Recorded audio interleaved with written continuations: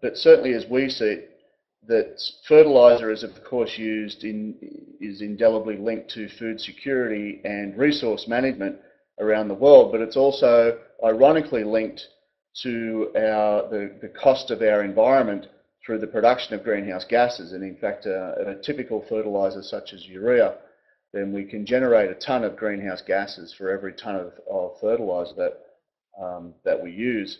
So there is certainly a growing need for enhanced efficiency fertilizers so that we can generate win-win situations for the farmer, the reseller, ourselves of course, and our shareholders and our suppliers.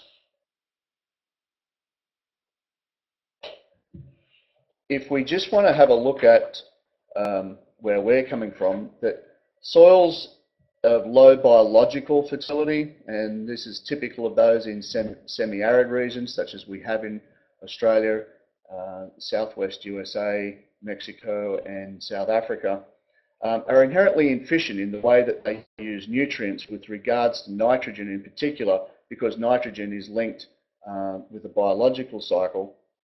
So poor soil structure, whether it be from low organic matter or low clay content or poor cation balance, or combinations of all of these, promote losses or major loss pathways of leaching and volatilization of nitrogen. And so late in the last century, we began learning about the different functional groups in the rhizosphere. The rhizosphere is the biological part of the root system in the soil, and how those different parts of functional groups and what their roles are in nutrient management within various types or various degrees of fertile environments. And from that we surmise that if we could copy or at least replicate the functional groups and the environment that exist in high nutrient efficiency soils, and just put that around close to the granule or around the granule in our case of the fertilizer, so that we can mimic that environment in low fertility soils, then we're hoping that these poorer soils can of course perform similarly to the high nutrient efficient soils. After a fair bit of trial and error, we started to find in 2001 with the help of the laboratory of Incitec on testing of how we can measure volatilization and leaching, and we come up with what we call version 4, which was by combining organic acids and other biostimulants that we could then create the environment that we were after. By two mechanisms: firstly creating a way of holding nutrients in the soil, which the organic acids will do with ionic exchange capacity, and then further by enhancing microbial activity and coming up with what we call biowarehousing of nutrients. I'm just going to give you now a little bit of a video. Some of you may already have seen it on our website, but just to give you an idea of why it's used, and pictures are a lot more presentable than me rambling on. This is only about 2 minutes. Ordinary fertilizer becomes extraordinary. Fertilizer is applied to the soil at typically 20 to 30% less than usually required. As the fertilizer dissolves, the coating releases and the fertilizer dissolves into the coating in the soil. The urea will hydrolyze to ammonium as usual. As this occurs, the nutrient bonds to the coating, forming a more stable complex than occurs in uncoated fertilizer. The biological and chemical interactions that promote nutrient conversion expose the loss potential of the nutrients. In coated products, the more stable complex slows these reactions and promotes an increase in microbial communities that further allows the storage of nutrients in a biological form. As the seed is sown and the losses continue to occur, two effects are evident in the coated product. Firstly, a reduction in losses, and secondly, the remaining nutrients are in a more stable form. As the plant grows and biological activity increases, excessive amounts of plant-available nutrients are supplied by uncoated product, which the plant cannot efficiently use, and possible further losses are created. The coated product provides adequate available nutrients and further conversion controlled by the plant and microbial interaction. This process continues as the plant continues to grow. As the uncoated supplied soil runs out of nutrient to feed a still growing plant, the coated supplied soil continues to provide nutrients and support a healthier growing environment. The results show that this effect improves the economic productivity of the grower, as well as reduce the possible effects of fertilizer on our environment.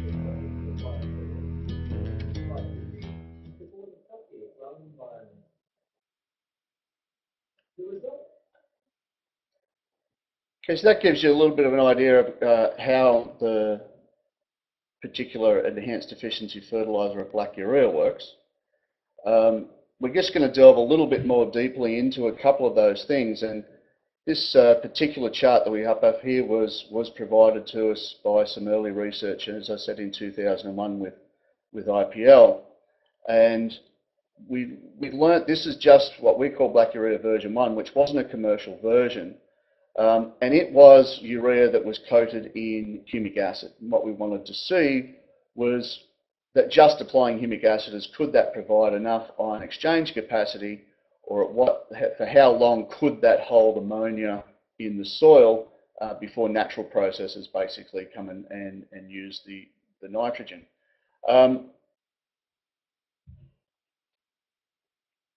We can see that just by using organic acids alone, that whilst we can get a 38% reduction, at least in the laboratory, what we found in field trials afterwards was it just wasn't enough. You can't physically put enough humic acids or other organic acid type products around a granule in order to provide a consistent agronomic result. So we had to go to further steps in order to make it worthwhile. And this is where we come up with a biowarehousing concept. In the nitrogen cycle, as urea is hydrolyzed ammonia, it's then converted to nitrate, which we know, and these are done by a set of microbiology or nitrifying bacteria, and they are classified as what's called chemoautotrophs. So without getting too sciencey, essentially a chemoautotroph simply is biology that does not use carbon in the soil as its source of carbon. These particular biology use carbon dioxide that's in the soil as their source of carbon. The heterotrophs, which are called chemolithotrophs, they're much larger sets of organisms in the soil. And so what we wanted to do was to use the other soil microorganisms to outcompete the nitrifying bacteria for the nitrogen. And in this way, bacteria is very good at storing nitrogen within its own cell as protein. So then once the rhizosphere becomes active, then other sets of microorganisms, of course, consume those organisms, and that is the normal nitrogen cycle promoted by root exudates that delivers the nitrogen to the plant. So all we've really done is by using our ionic exchange, we're holding the ammonium ion in the soil longer to buy us time for the heterotrophs to consume the nitrogen before the nitrifying bacteria can consume the nitrogen and turn it into nitrate. So that's the effect of the biowarehousing method. Of course, we'd all like to then prove these points, and we've had quite a few issues with proving a point. The most common ways, of course, is with greenhouse experiments, but we find greenhouse, when it comes to measuring biological activities, are very inconsistent. We've had over a dozen greenhouse studies done, and even in the same soils, at repeated times, you get very inconsistent results. And that's been explained to us by microbiologists as being a sign of the lack of microbial diversity. We just cannot copy the diversity of microbes that are in agricultural soils in a 9-inch pot. Van Buren in South Africa has certainly did at the years with the University of Pretoria, did get consistent results, but where as an example of these are some of the results that he's had, you know, with black urea. Laboratories similarly have the same problem. If a 9-inch pot we can't get diversity in, then certainly in a petri dish or in a test tube, we certainly can't get the biological diversity that allows us to properly study what the results will be in the field. The answer, of course, is commercial scale field trials, and when we try to do these, in order to get this biological scale that we need to show that the results become consistent, we need about half an acre per plot.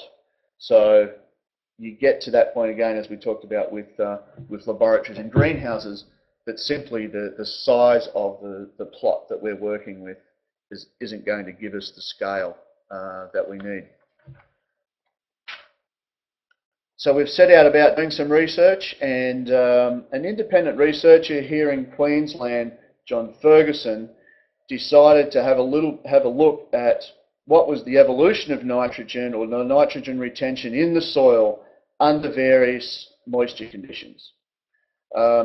We can see from John's research there that consistently regarding the moisture, regardless, I should say, of the moisture conditions, coated urea, or at least black urea, provided significant increases in nitrogen retention than over the uncoated urea at all conditions, which we can see if we just look at 10 weeks down the track. We can see that the black urea has retained far more nitrogen in the soil. This soil didn't have a plant in it, by the way. This was just looking at old pasture soils that we knew had a reasonable biological activity anyway.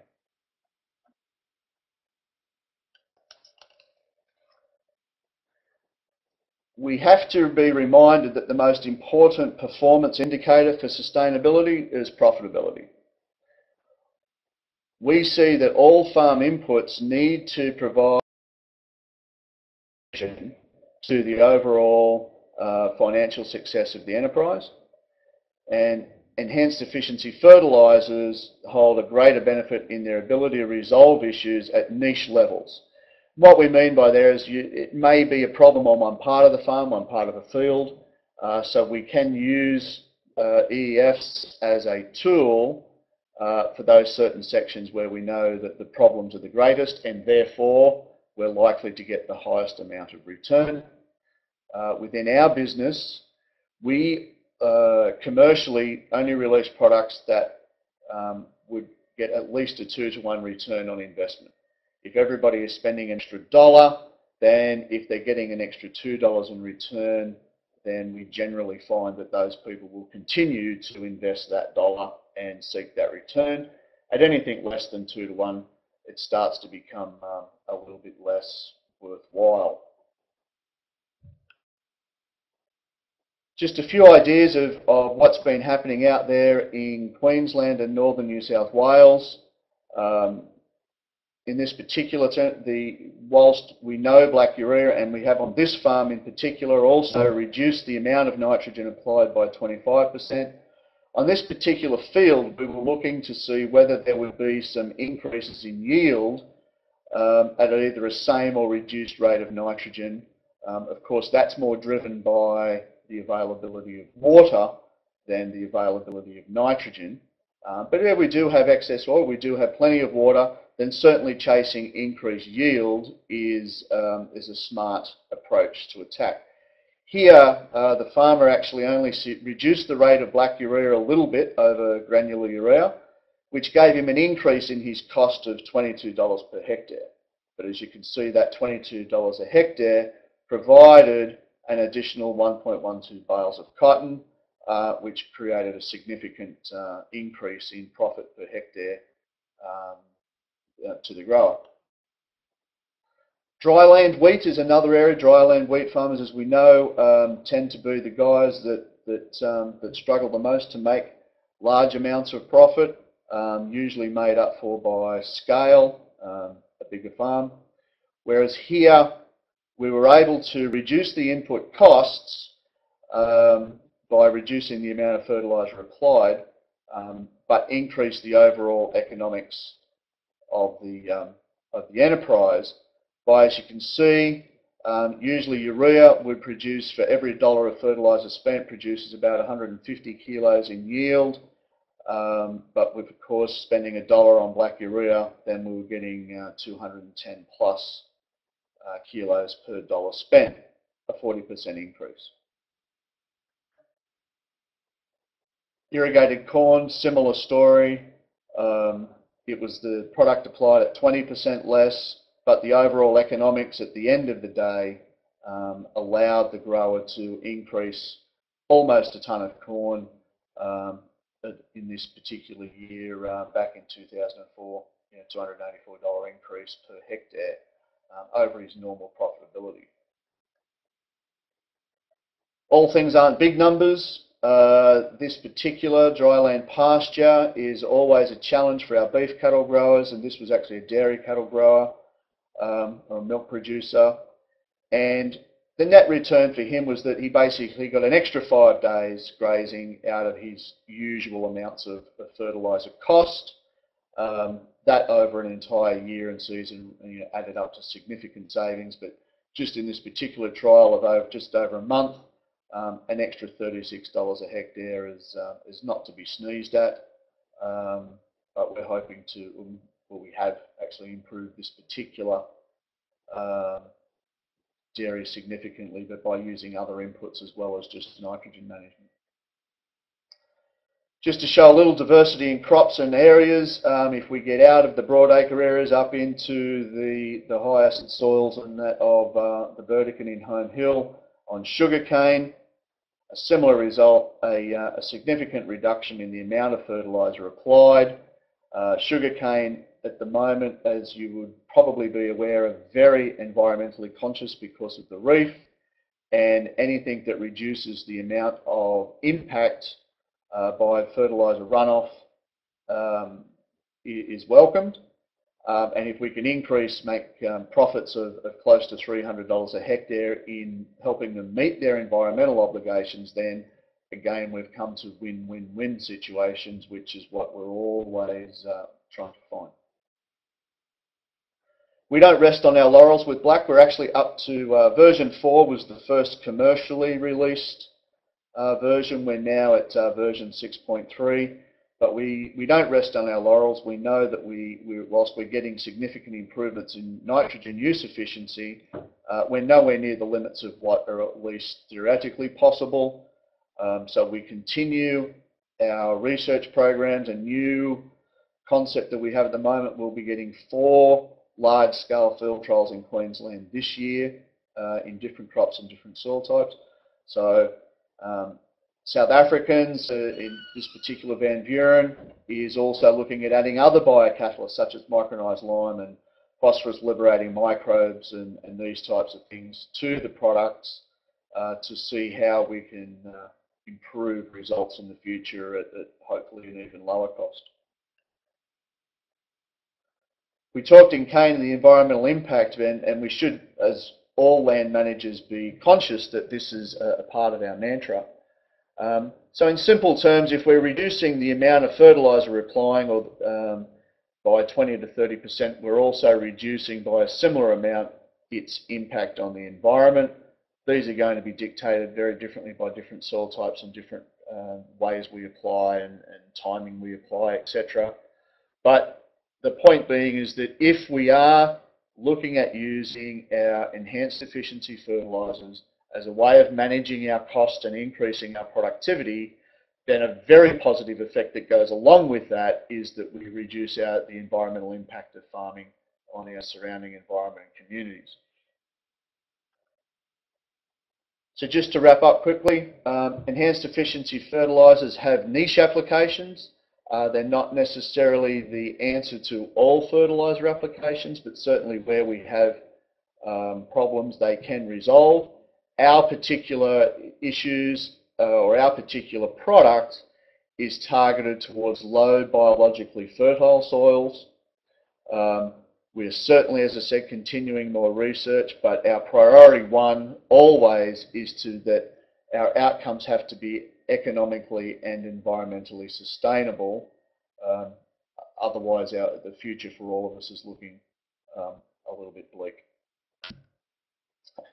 Thanks again for having a quick listen to us. Please, we welcome any questions, or there's lots more information and full data and trial studies and published studies that have been done in reputable journals can be found on our either of those websites, or please feel free to call anybody in customer service or sales. And thanks for listening.